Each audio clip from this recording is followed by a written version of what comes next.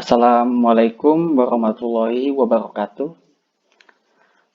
Perkenalkan, nama saya Muhammad Sultan Alif dengan NIM 175230069 akan menjelaskan materi tentang pengelolaan media penyimpanan primer, khususnya dengan tema pada sistem operasi Linux.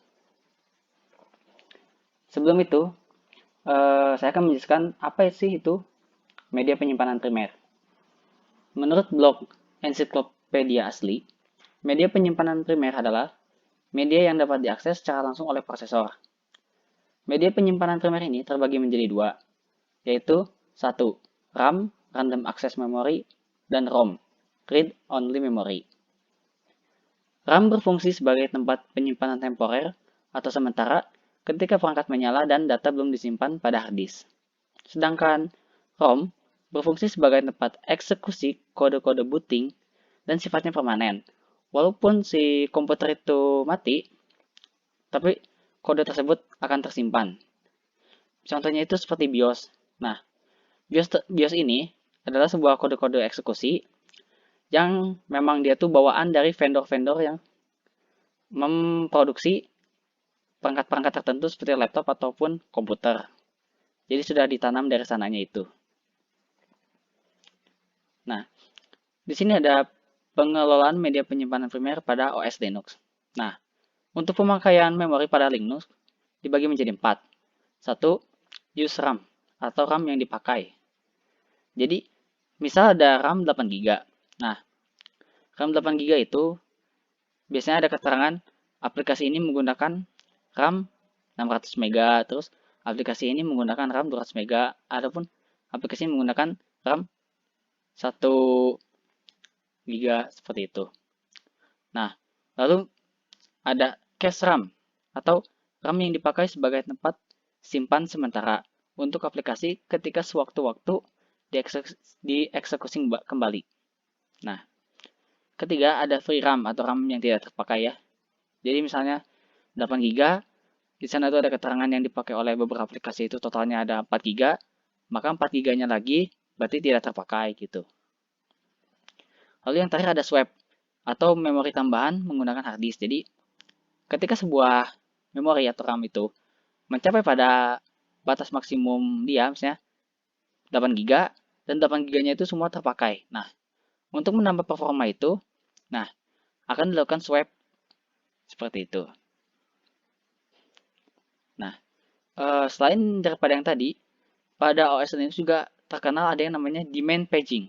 Jadi, demand paging ini adalah ketika meload page virtual yang sedang digunakan oleh program yang sedang dieksekusi, di mana hanya meload page virtual ke memori.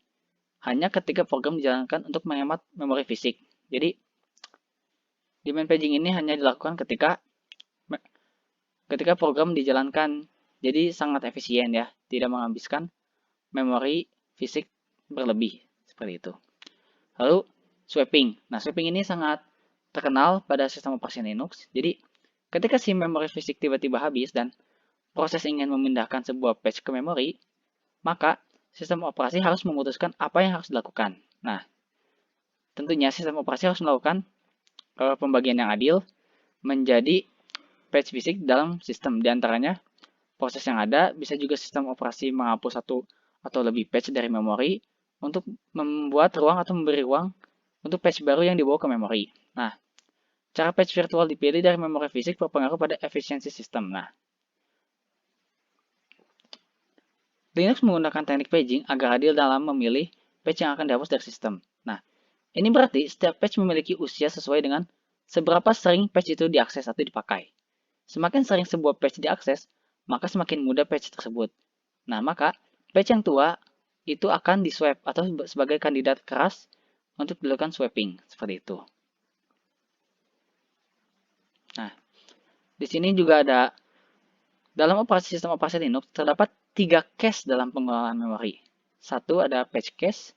Page cache ini digunakan untuk meningkatkan akses ke image dan data dalam disk.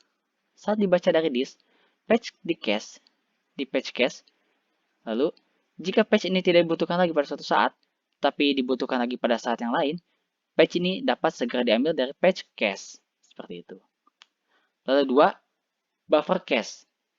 Patch mungkin mengandung buffer data yang sedang digunakan oleh kernel, device driver, dan lain-lain. Buffer cache tampak seperti daftar buffer.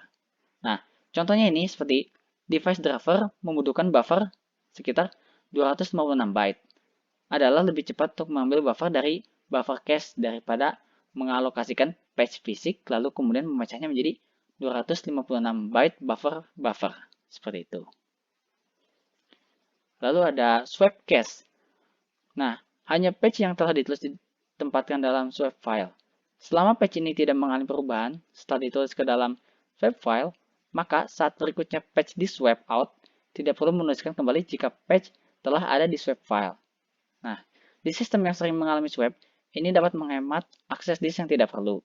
Nah, salah satu yang sering dipakai atau diimplementasikan itu seperti pada CPU, cache dari anggota tabel patch. Nah, dalam hal ini, CPU tidak secara langsung membaca tabel patch, tetapi mengcache terjemahan patch yang dibutuhkan. Seperti itu. Nah, mungkin cukup sekian dari saya. Mohon maaf bila ada kesalahan. Dan terima kasih.